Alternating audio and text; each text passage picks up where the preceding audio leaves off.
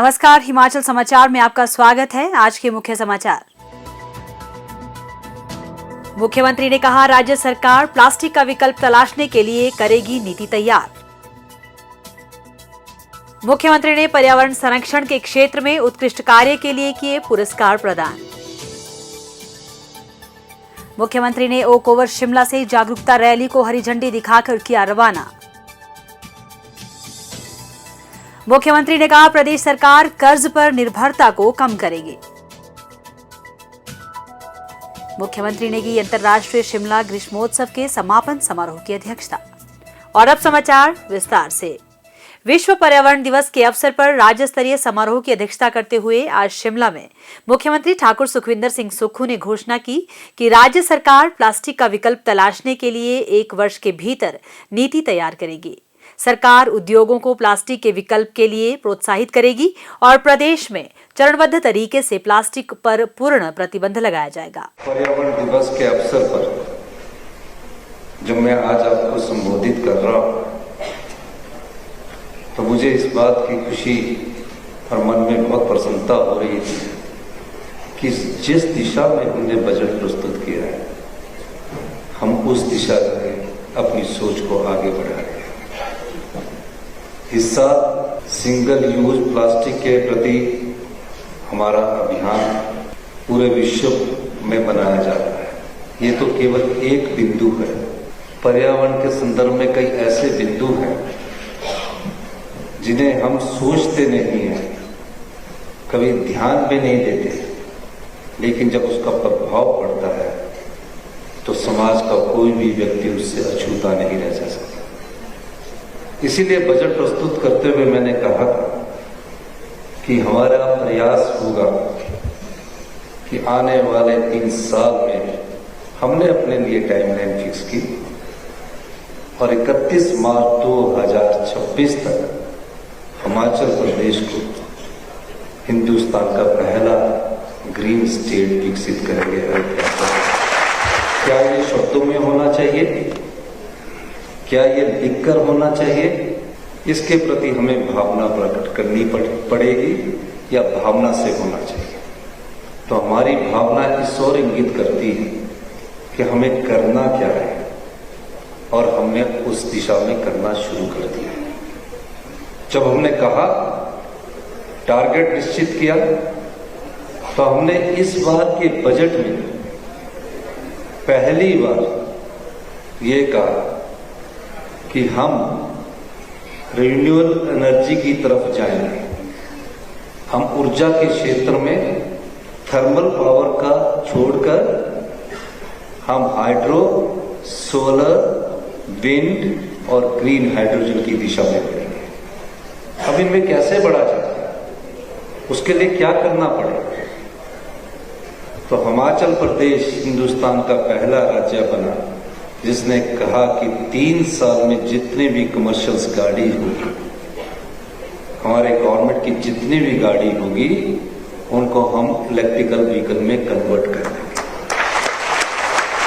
और पहला डिपार्टमेंट उसका हिंदुस्तान का हमारा ट्रांसपोर्ट डिपार्टमेंट बना जिसने पूरे इलेक्ट्रिकल में हम चले गए।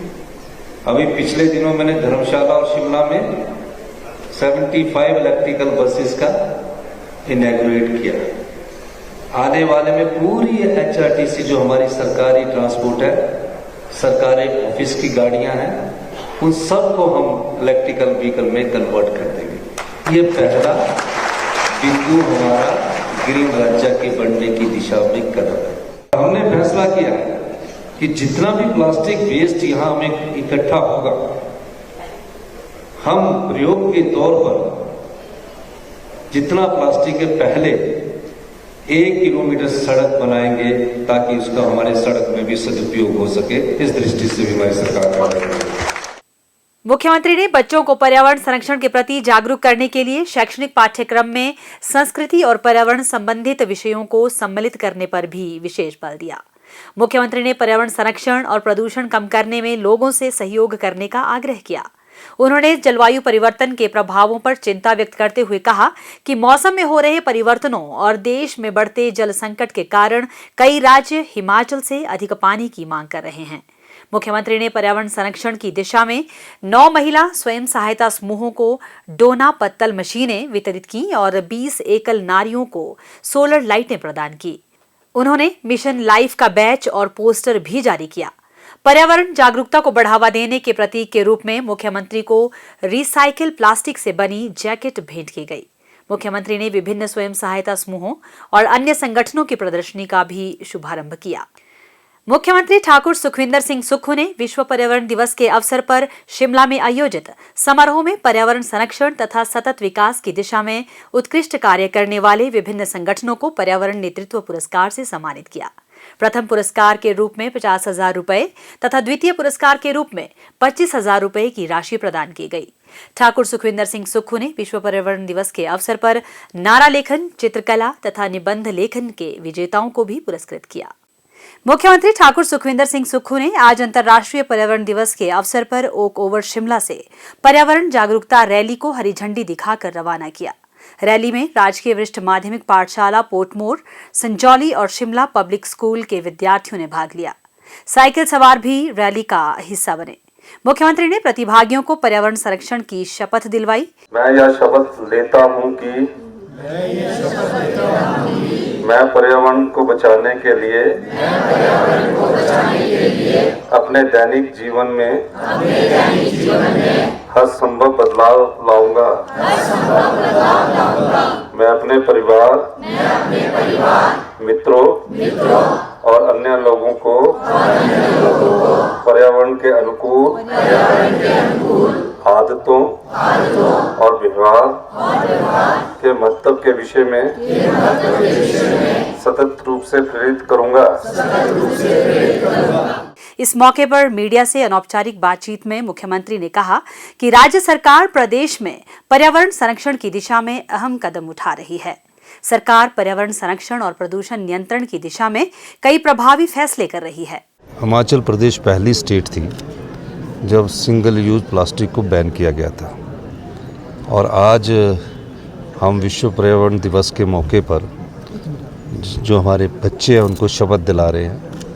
ये एक प्रक्रिया है, बच्चों के मन में ये डालना है कि हिमाचल प्रदेश और विश्व को जो पृथ्वी मिली है इसको कैसे साफ रखना है और जिससे हमारी जो पृथ्वी है इसको कहाँ नुकसान होता है उससे कैसे बचना है।